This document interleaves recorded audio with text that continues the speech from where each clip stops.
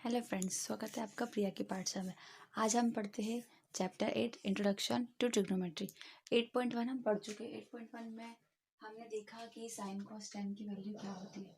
हमने sign A, cos A, ten A, in ratios को हमने जाना कि ये रेशोज क्या होते हैं। ठीक, इनका इन्वर्स भी हमने देखा कि साइन का इन्वर्स क्या होता है, कॉसेक ए होता है, कॉस का इन्वर्स क्या होता है, सेक ए होता है, और टेन का इन्वर्स क्या होता है, टेन का इन्वर्स होता है कॉट ए। इनकी वैल्यूज हमने देखी। इन्वर्स मतलब इनका बिल्कुल अपोजिट। ठीक है, एच अपॉन पी हो जाएगा, इसका एच अपॉन बी हो जाएगा, इसका हो जाएगा बी अपॉन पी हो जाएगा। इस तरह हमने इन 6 रेशो को समझा 8.1 में। अब आगे हमें देखना है कि कोई स्पेसिफिक केस क्या होगा। यहाँ पे हमने रेशोज देखी, यहाँ हम एंगल्स पे आएंगे। अब हम क्या करेंगे, एंगल्स के रिस्पेक्ट में रेशो में क्या चेंज आ रहा है हम देखेंगे कि यदि जो हमारा ये ट्राइंगल है, हमारा ये जो राइट एंगल ट्राइंगल है, इसमें अलग अलग केसेस देखेंगे। ये जो एंगल है ये हम देखेंगे 0 से 90 के बीच में यदि बदलता जाता है तो क्या क्या इन रेशोज में चेंज आएगा। यदि हम 0 एंगल लेते हैं, हम क्या करते, इस तरह पूरा फ्लिप कर लेते, ये बन जाता है हमारा 0 एंगल। इस केस में साइन ए की वैल्यू क्या होगी, कॉस ए, टेन ए की वैल्यू क्या होगी, कॉसेक सेक ए और कॉट ए की वैल्यू क्या होगी। यदि हम इसको थोड़ा सा उठाते हैं, यदि हम इस ट्राइंगल को 30 डिग्री बनाते हैं, हम इस ट्राइंगल क्या करते हैं 30 डिग्री बढ़ाते हैं, तब जाके हमारे रेशोज की वैल्यू क्या होगी, साइन कॉस टेन, इनमें क्या चेंज आएगा। फिर यदि हम इसी ट्राइंगल को इस तरह से 45 पे बनाते हैं, हम क्या करते हैं इस एंगल को बदलते हैं, हम ये बड़ा वाला ट्राइंगल देख रहे हैं। ठीक है, ये तो नॉर्मल केस हो गया, जनरल वाला जो हम एक ट्राइंगल बनाते हैं। अब हम 0 से 90 के बीच में क्या क्या चेंज होगा। अब आप देख रहे हो कि आपका हाइपोटेनियस भी बढ़ चुका है, परपेंडिकुलर बढ़ चुका है। ठीक है, ये 45 डिग्री पर। ठीक है, अब हम क्या करते हैं, इसको 60 डिग्री बना लेते हैं। हमारा जो एंगल है वो कितना कर लेते हैं हम, 60 डिग्री कर लेते हैं, ये वाला। ठीक है, अब इस केस में क्या हुआ, हमारा परपेंडिकुलर तो बढ़ते जा रहा है, एंगल बढ़ते जा रहा है, तो हमारा परपेंडिकुलर बढ़ रहा है, हाइपोटेनस बढ़ रहा है। ठीक है, तो इन रेशोज में कुछ ना कुछ चेंज आएगा। और फिर अगला केस आएगा जब 90 डिग्री हो जाए। ठीक है, 90 डिग्री पे अब ये आ रहा है कि ट्राइंगल बनेगा कैसे, तो इस केस में ये सिर्फ इस तरह पॉइंट एग्जिस्ट करेगा। तब इस केस में हमारे पास क्या है क्या नहीं है, बेस तो दिख ही नहीं रहा है, हमारा परपेंडिकुलर और हाइपोटेनस एक ही लाइन बन चुकी है। इस केस में हमारे पास बी क्या आ गया है, 0 आ चुका है। तो हमारे रेशियोज किस तरह से लाई करेंगे ये हम इस 8.2 में समझेंगे। और हम इस एक्सरसाइज में हम देखेंगे कि हम टेबल कैसे बनाएंगे, टेबल्स को याद कैसे करना है वो बनाना सीखेंगे। ठीक है, तो चलिए आगे बढ़ते हैं।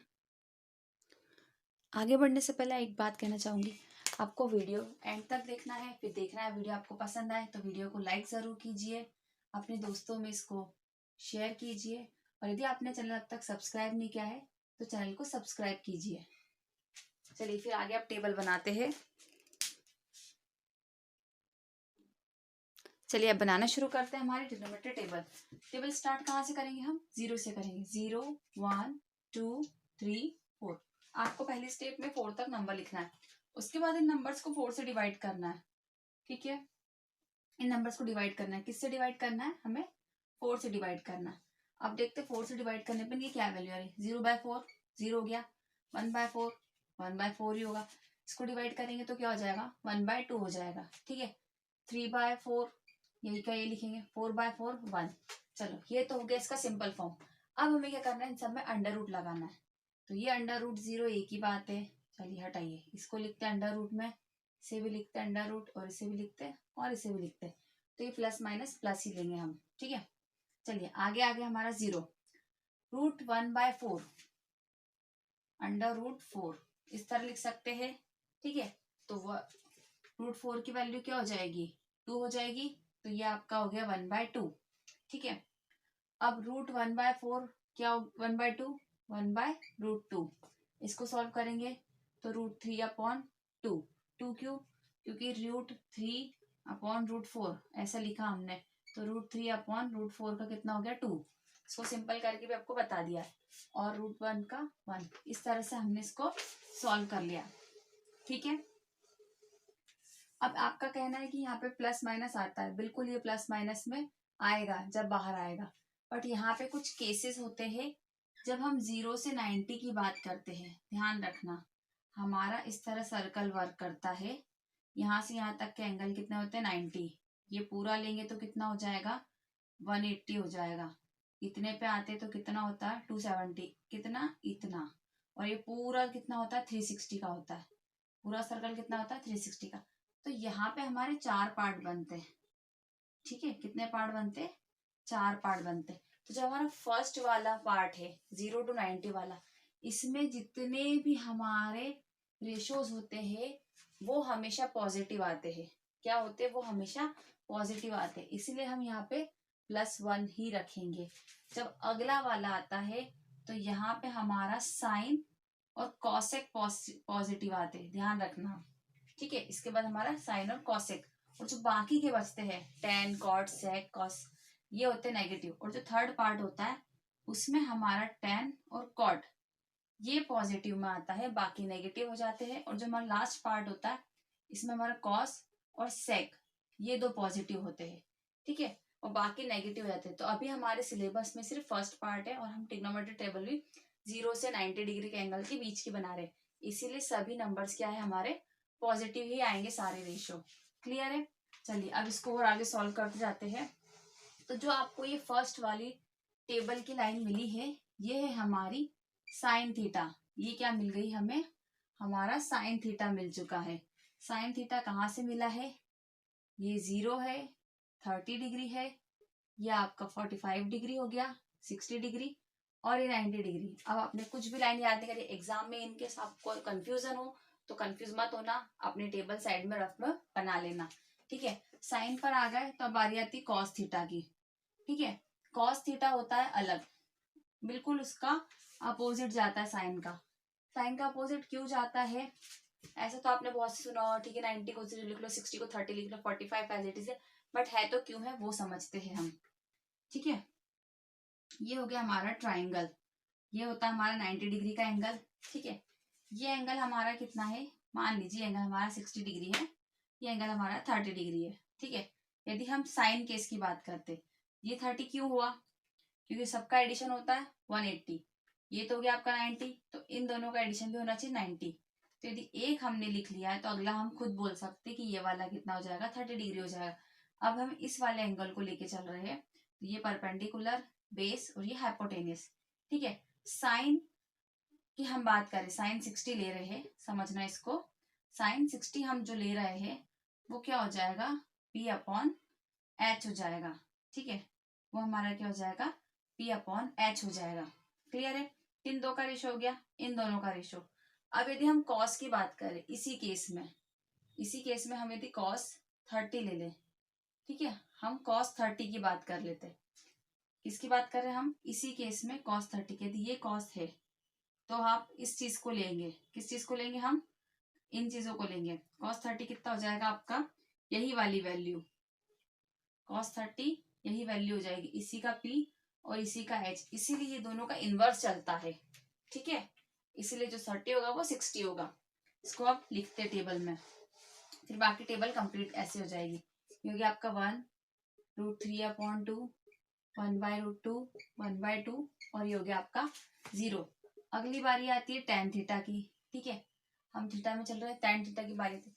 तो tan थीटा क्या होता है आपका, sine theta upon cos theta. ठीक है, साइन कॉस आप खुद देख लीजिए, अपॉन में 0/1 क्या मिलेगा 0, 1/2 अपॉन √3/2, 2 से 2 डिनोमिनेटर कैंसिल हो रहे हैं, इसको ऐसे समझिए 1/2 है, और सिंपल कर देती हूँ आपके लिए, √3/2 है, डिनोमिनेटर से डिनोमिनेटर कैंसिल हो गए, तो क्या बच रहा है आपके पास 1/√3 बच रहा है। तो ये हो गया आपका 1/√3।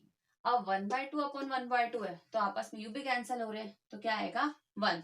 सेम हियर, √2 से √3/2 अपॉन 1/2 है, तो 2 से 2 डिनोमिनेटर कैंसिल हो रहे हैं, तो √3/1 क्या आ रहा है, √3/1 मतलब √3। लास्ट वाला देखिए 1/0, यदि 1/0 है तो इसे कैसे सॉल्व करेंगे, क्योंकि हमने ये पढ़ा था फर्स्ट चैप्टर में P/Q क्या होते हैं, इंटीजर होते हैं और जहां पे क्यू 0 नहीं होना चाहिए तो नंबर एग्जिस्ट करेगा, उसको डिफाइन कर सकते हैं। तो अब यहाँ पे तो 0 हो चुका है क्यू, तो ये नंबर क्या होते हैं, ये वैल्यू होती है नॉट डिफाइंड। ठीक है, ये वैल्यू क्या हो जाएगी आपकी, नॉट डिफाइंड, इसको आप डिफाइन नहीं कर सकते हो। ठीक है, अब हमें पढ़ना है इनवर्स। बस आपको ये रेशियो ध्यान रखना है कि कौन सा किससे क्या रिलेशन रख रहा है, तो उसके बाद आप सॉल्व कर सकते हो।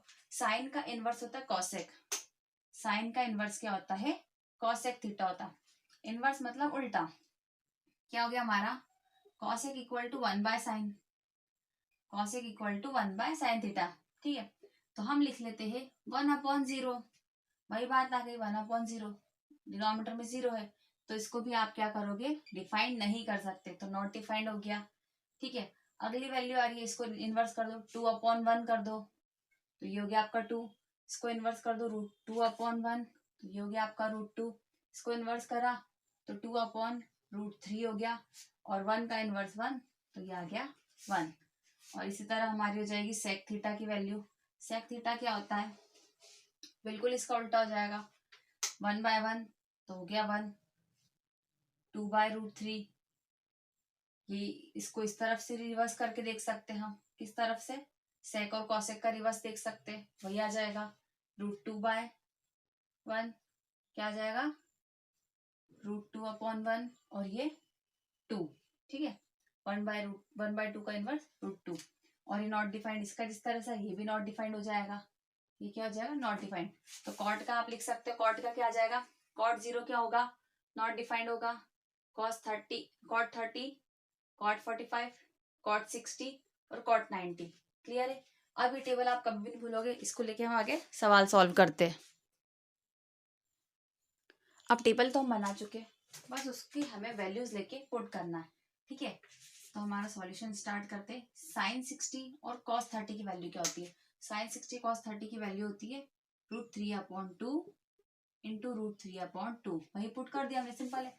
sin 30 और cos 30 की वैल्यू क्या होती है, 1/2 इंटू 1/2, मल्टीप्लाई का साइन है, कुछ नहीं है तो क्या है, मल्टीप्लाई है। ठीक है, इसको आगे सॉल्व करा, ये तो क्लियर होगा आपको कि न्यूमरेटर और डिनोमिनेटर का इंटू होता है, तो numerator into numerator n into n लिखते हैं और d इंटू डी लिखते हैं। ठीक है, तो √3 into √3, 2 into 2 plus 1 into 1, 2 into 2।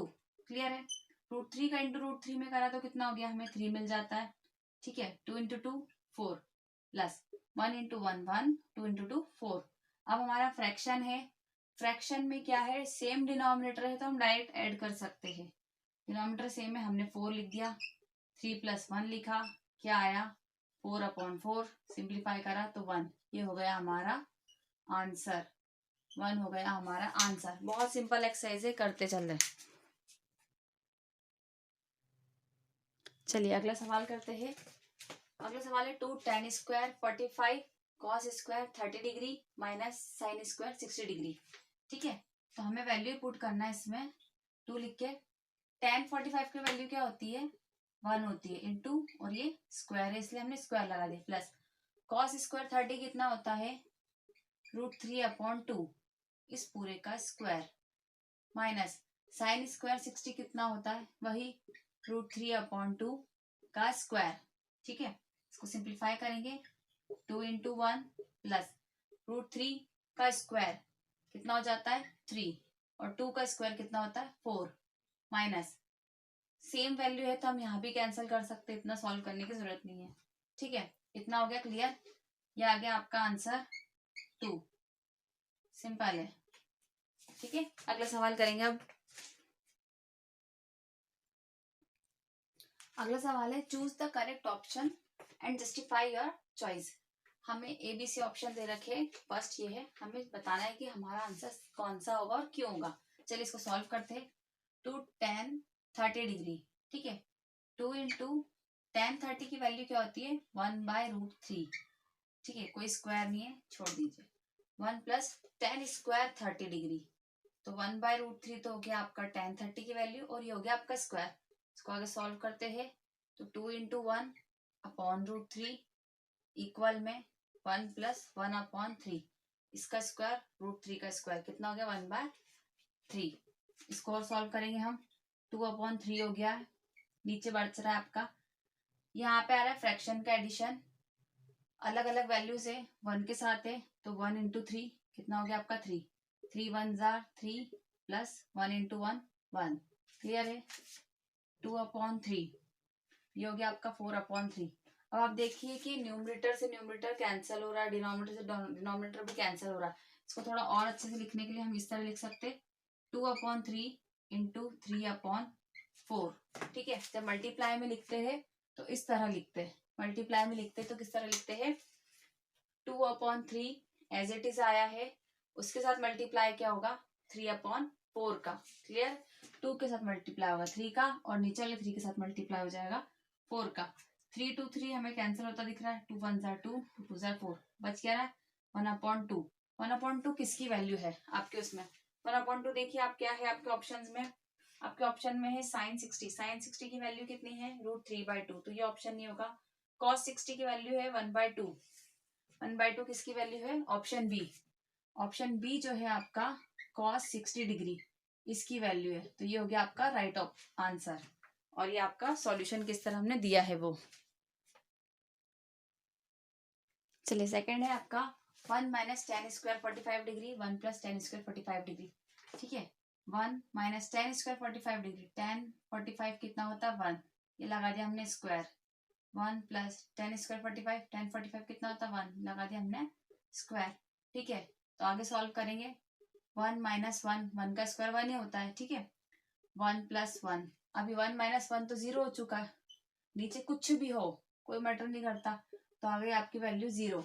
ये है आपका ऑप्शन डी, ऑप्शन डी में क्या दे रखा है 0, जो कि आपका राइट ऑप्शन हो जाएगा।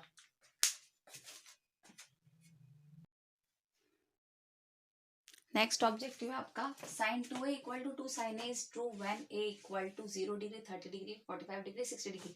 ए की ऐसी कौन सी वैल्यू पुट करेंगे जो दोनों केस में इक्वल प्रूव करे। यहाँ पे क्या बोल रहा है ये कि sin 0 और 2 sin 0 क्या ये बराबर होगा, क्या होगी इसकी वैल्यू, या फिर sin 2 × 30 degree equal 2 × sin 30 degree, क्या वैल्यू बराबर हो सकती है, क्या ये किस केस में बराबर होगा, तो ये इस ही केस में बराबर होगा। किस केस में बराबर होगा, इस केस में, क्योंकि इन दोनों केस में इसकी वैल्यू क्या हो जाएगी 0, तो इसका हम डायरेक्ट टिक कर सकते हैं, ठीक है।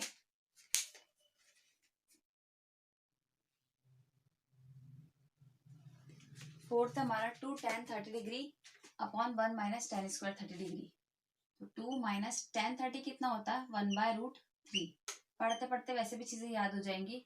1 - tan² 30 डिग्री, तो 1/√3 का स्क्वायर, इसको सॉल्व करेंगे तो क्या हो जाएगा, यहाँ पे कुछ नहीं था, ये 2 मल्टीप्लाई में है, तो 2 हुआ तो कितना हुआ 2 × 1/√3 डिवाइडेड बाय 1 - 1 और 1/√3 का स्क्वायर करा तो कितना हुआ 1/3। इसको सॉल्व करा हमने 2/√3 अपॉन, डिनोमिनेटर सेम नहीं है तो कर लेंगे, ये हो गया हमारा 3 - 1, 3 का × 1 में 1 का × 1 में, तो 3 - 1, इसको सॉल्व करा तो 2/√3 अपॉन 2/3, इसको हम मल्टीप्लाई वाले फॉर्म में लिखेंगे थोड़ा और अच्छे से, 2/√3 × 3/2, किस तरह लिखा हमने, डिवाइड से हम ऊपर ले गए तो मल्टीप्लाई फॉर्म में, 2 से 2 हमारे क्या होगा कैंसिल, ये 3/√3 बच रहा है, ऐसे समझना 3/√3, तो इस 3 को हम इस तरह लिख सकते हैं √3 × √3/√3,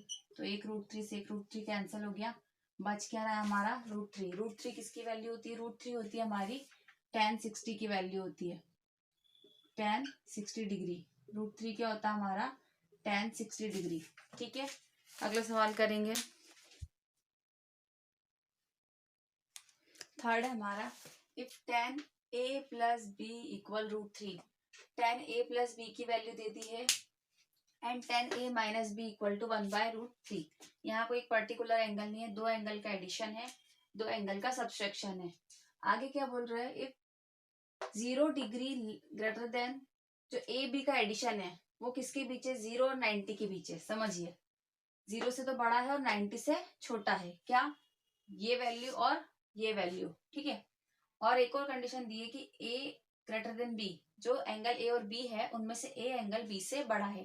फाइंड ए एंड बी, हमें ए और बी की वैल्यू निकालनी है। चलिए इसको सॉल्व करते हैं आगे। हमें लिख रखा है tan a plus B equal to √3। अब tan a plus B equal to √3 तो देखा है, √3 की और क्या वैल्यू हो सकती है tan में? √3 की वैल्यू होती है हमारी tan 60 डिग्री, होती है tan 60 डिग्री इक्वल टू √3। तो हमें यहाँ पे दिख रहा है कि tan 60 a प्लस बी के बराबर है, ठीक है। क्या बराबर है? 60 डिग्री जो है हमारा वो किसके बराबर है? a प्लस बी के, ठीक है। इस वाले पार्ट को हटा दो और आप देखो tan टू tan कैंसिल हो रहे हैं, तो 60 degree equal to a plus B, 60 degree equal to क्या हो रहा है? a प्लस बी हो रहा है। उसी तरह से दूसरा केस क्या बन रहा है हमारा? tan a माइनस बी, जो हमारा tan a माइनस बी है वो है 1/√3, तो ये हो रहा है हमारा कितना? tan 30 डिग्री के। तो हम लिख सकते हैं a minus B is equal to 1/√3। अब हमें दो वेरिएबल का एडिशन, दो वेरिएबल का सब्सट्रैक्शन पता है, तो हमने क्वाड्रेटिक इक्वेशन सॉल्व की थी, उसमें क्या होता कि हम सब्स्टिट्यूट लगा देते थे या एलिमिनेट कर देते थे। तो अब यही चीज हम यहाँ पे फॉलो करेंगे। तो ये हो जाएगा आपका कितना? 30 डिग्री। कितना हो जाएगा? 30 डिग्री। यदि यहाँ पे इसको लिखते 30 डिग्री a माइनस बी, ठीक है। इसको सॉल्व करा, b टू b कैंसल हो गया, कितना आया? 2a, किसके बराबर हो गया? इन दोनों के एडिशन के, 90 डिग्री के, ठीक है। तो a की वैल्यू कितनी आ गई? 90 डिवाइडेड बाय 2, 90 डिवाइडेड बाय 2 मतलब a हो गया हमारा 45 डिग्री। a b में से हमने एक वैल्यू तो निकाल ली है, 45 डिग्री हम निकाल चुके हैं। अब इस 45 को यहाँ पुट कर देते, सिंपल। तो 45 degree minus b equal to 30 degree. b को ले जाइए सेकेंड साइड और 30 को ले जाइए इस साइड। ये हो गया आपका p, 15 equal to b, 15 degree equal to b।